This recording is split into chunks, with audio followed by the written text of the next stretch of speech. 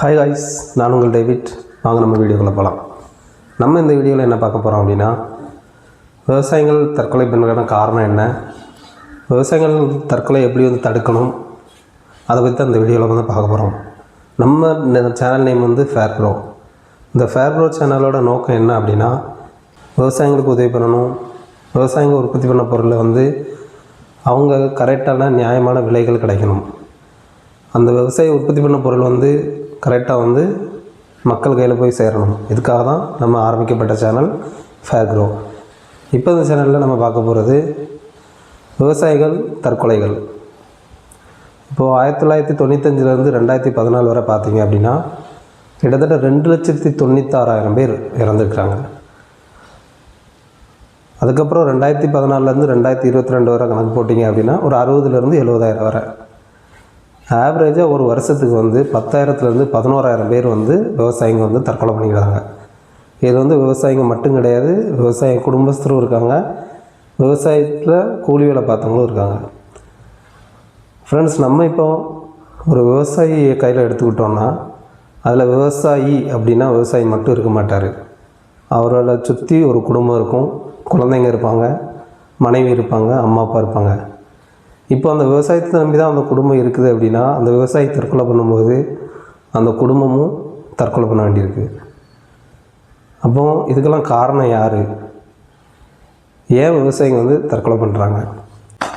விவசாயிங்க முக்கியமாக தற்கொலை பண்ண காரணம் என்ன அப்படின்னு பார்த்திங்கன்னா, முதல் நியாயமான விலை கிடைக்காதது, ரெண்டாவது சந்தைப்படுத்த தெரியுது, மூணாவது இயற்கை மழை எப்போ வருதுன்னு தெரியல, சரியான நேரத்தில் தண்ணி கிடைக்கிறதில்ல, காற்று ஒரு நேரம் அடிச்சுன்னா காற்று மொத்தமாக வயலெல்லாம் அழிச்சிருது. இப்படி இயற்கையும் விவசாயிகளுக்கு எதிரியாக இருக்குது. அதேமாதிரி கவர்மெண்ட்லேருந்து போகிற காப்பீட்டு திட்டங்கள் போகிறதுக்கு சில காலம் தாமதமாகிடுது. அப்போது இப்படி எடுத்துக்கிடும்போது விவசாயியால் கரெக்டாக அவங்க செய்கிற தொழிலை கரெக்டாக பண்ண முடியல. இப்போது விவசாயி ஒரு விதை விதைக்கிறான், அறுவடை பண்ணி அதை சந்தைப்படுத்தணும். சந்தைப்படுத்தினா தான் அவங்களுக்கு உரிய விலை கிடைக்கும். இப்போது இங்கேருந்து நமக்கு 2 வழி இருக்குது சந்தைப்படுத்துறது. ஒன்று தான் உற்பத்தி பண்ண பொருளை நேரடியாக மக்கள்கிட்ட கொண்டு போகணும், இல்லை அப்படின்னா மார்க்கெட்டுக்கு கொண்டு போகணும். இப்போ நேரடியாக மக்கள்கிட்ட கொண்டு போகணுன்னா ஒரு வண்டி வேணும். வண்டியில் வச்சு நான் தக்காளியோ கத்திரிக்காயோ வெண்டைக்காயோ இந்த மாதிரி கீரையாக இருந்தாலும் சரி 4-5 ஐட்டம் நான் வண்டியில் எடுத்து போட்டு நான் கொண்டு போகிறேன், ஒவ்வொரு ஏரியாவை கொண்டு போய் விற்கிறேன் அப்படின்னா நான் உற்பத்தி பண்ண பொருளுக்கு எனக்கு பணம் கிடைக்கும். இந்த ரெண்டாவது விஷயம் என்னென்னா, நேரடியாக நம்ம மார்க்கெட்டுக்கு கொண்டு போகிறோம். மார்க்கெட்டில் 1 டன் 2 டன் அப்படி எடுப்பாங்க. அங்கே குறைஞ்சது ஒரு 4 ரூபா 5 ரூபா 6 ரூபா அந்த மாதிரி தான் எடுப்பாங்க. ஸோ அப்போ எனக்கு இந்த சந்தைப்படுத்த தெரியல அப்படின்னா நான் அதில் ஃபெயிலியர் ஆகிருக்கேன். அப்போ நான் ஃபெயிலியர் ஆனதுனால நான் நிலத்தை வச்சு நான் பணம் வாங்கியிருக்கேன். அப்போ என்னால் திரும்ப அந்த தனியார் வங்கியிலையோ இல்லைன்னா ஒரு கந்து வட்டிக்காரனுக்கும் என்னால் அந்த பணத்தை திரும்ப கொடுக்க முடியல. அதனால் அவர் சூசைட் பண்ணிக்கிறாரு. அடுத்தது என்னென்னா, அவர் விதைச்சிருக்காரு. கொஞ்சம் நல்லா வளர்ந்து வர சமயத்தில் இல்லைன்னா அறுவடை நேரத்தில் மழையோ இல்லை காற்றோ அதிகமாகிடுச்சு, பயிரெல்லாம் சேதமாயிருது. அப்போ கிட்டத்தட்ட அவர் 1 லட்சமோ 2 லட்சமோ அவர் வாங்கியிருந்தார் அப்படின்னா அந்த பயிரில் அவர் எல்லாம் முதலீடு பண்ணியிருப்பார். அது திரும்ப கிடைக்காதனால அந்த அவர் சூசைட் பண்ண காரணம் இருக்குது.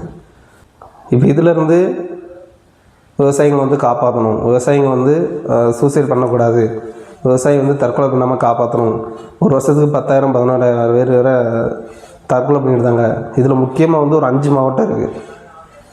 இந்த இந்தியாவில் இந்த 5 மாவட்டம் மட்டும்தான் 80% விவசாயிகள் தற்கொலை பண்ணிகிட்டு இருக்க மாநிலம். அது முதல் மகாராஷ்டிரா இருக்குது, அடுத்தல கர்நாடகா, அடுத்தல ஆந்திரா, அடுத்தல தமிழ்நாடு, அடுத்தல மத்திய பிரதேசம். இந்த 5 மாநிலம் தான் முக்கியமாக இருக்குது. இந்த 5 மாநிலத்தில் உள்ள விவசாயிகள் தான் அதிகமாக தற்கொலை பண்ணிகிட்டு இருக்காங்க. ஸோ அப்போ இந்த 5 மாநிலத்தில் உள்ள கவர்மெண்ட் என்ன பண்ணணும்னா, முக்கியமாக விவசாயத்துக்கு உதவி பண்ணணும். ஆனால் நிறைய மக்களுக்கு கவர்மெண்ட் மூலமாக போகிற சப்போர்ட்டு, அதாவது காப்பீட்டு திட்டங்கிறது நிறைய பேருக்கு தெரியல. முக்கால்வாசி விவசாயிகளுக்கு காப்பீட்டு திட்டம்னா என்னன்னே தெரியலை. அந்த காப்பீட்டு திட்டம் தெரிஞ்சால் தான் அவங்க விதை விதைக்கும் போது விதை விதைச்சி அறுவடை அறுக்கிறதுக்கு முன்னாடி அந்த பயிர்களுக்கு ஏதாவது சேதமாச்சுது இயற்கை மூலமாகவோ இல்லை ஏதோ ஒரு மூலமாக சேதமாச்சுன்னா அந்த பயிர் காப்பீட்டு திட்டம் மூலமாக அந்த நிவாரண நிதியை வந்து பெற முடியும். அதனால் அவருடைய நஷ்டத்தை கொஞ்சம் ஈடுகட்டலாம். அடுத்தால எப்படி நம்ம உதவி பண்ணலாம் அப்படின்னா, இப்போ சிட்டியில் இருக்கவங்களுக்கு வந்து விவசாயிங்கிற பக்கத்தில் போய் பார்க்க முடியாது, பேச முடியாது. ஆனால் கிராமத்தில் இருக்கவங்க என்ன பண்ணலாம் அப்படின்னா, கிராமத்தில் இருக்கவங்க வந்து டைரெக்டாக வந்து அவங்க ஊர்லேயே ஒரு விவசாயி இருப்பார். அவர் நெல் விதைச்சிருக்கலாம், தக்காளி வச்சுருக்கலாம், கத்திரிக்காய் வச்சுருக்கலாம், முட்டைக்கோசோ ஏதோ ஒன்று அவங்க வந்து விதைச்சிருக்கலாம். அந்த ஊரில் உள்ளவங்க என்ன பண்ணுங்க அப்படின்னா, அந்த விவசாயிகிட்ட நீங்கள் வாங்குங்க. உங்களுக்கு 1 கிலோ தக்காளி வேணுமோ அவங்ககிட்ட போய் வாங்குங்க. ஒருவேளை அந்த ஊரில் கல்யாணம் நடக்குதா, மொத்தமாக நீங்கள் அவங்ககிட்ட வாங்குங்க. தக்காளியோ பல்லாரியோ கத்திரிக்காயோ ஏதோ ஒன்று. நம்ம மக்கள் இந்த கிராமத்தில் இருக்கவங்க என்ன பண்ணுறாங்க, அவங்ககிட்ட நேரடியாக வாங்காமல் பக்கத்தில் உள்ள கடையில் போய் வாங்குறாங்க. ஒரு 1 கிலோமீட்டர் 2 கிலோமீட்டர் ஒரு கடையில் போய் வாங்குறாங்க. இந்த கடைக்கு எப்படி வருது? அதே ஊரில் உள்ள விவசாயி தான் அந்த காய்கறியை மார்க்கெட்டுக்கு கொண்டு போய் மார்க்கெட்டில் இவர்கிட்டருந்து 4 ரூபாய்க்கு எடுத்து அந்த பொருளை இன்னொருத்த மூலமாக எடுத்துறது மூலமாக இன்னொரு கடைக்கு போய் அங்கேருந்து மறுபடியும் இவங்க கடைக்கு வந்து மறுபடியும் இவங்ககிட்ட வருது. ஸோ அப்போ இந்த கிராமத்தில் உள்ள மக்கள் என்ன பண்ணுங்கன்னா, இந்த விவசாயிங்க உற்பத்தி பண்ணுற பொருளை நீங்களே டைரெக்டாக அவங்ககிட்ட வாங்க. அவங்ககிட்ட வாங்குறது மூலமாக அவங்களுக்கு நியாயமான விலையும் கிடைக்கும், அவங்களுக்கு நஷ்டமும் ஏற்படாது. நம்ம அடுத்த வீடியோவில் நம்ம என்ன பார்க்க போகிறோம் அப்படின்னா, பயிர் காப்பீட்டு திட்டம் அப்படின்னா என்ன, அந்த பயிர் காப்பீட்டு திட்டம் முக்கியம் காரணம் என்ன அப்படிங்கிறத நம்ம வந்து அடுத்த வீடியோவில் நம்ம ஃபுல் டீட்டெயிலாக பார்ப்போம். அதாவது இந்த ஃபேர்வெல் சேனல் ஆரம்பிக்கப்பட்ட நோக்கம் விவசாயிகளுக்கு உதவி பண்ணுறது. விவசாயிங்களுக்கு வந்து எந்த நேரத்தில் எந்த உதவியாக இருந்தாலும் சரி நீங்கள் கமெண்டில் மெசேஜ் பண்ணால் போதும்.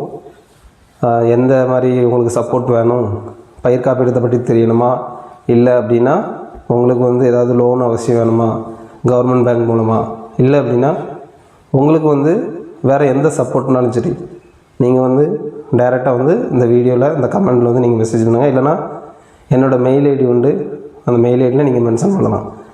தேங்க்யூ. நம்ம அடுத்த வீடியோவில் சந்திப்போம்.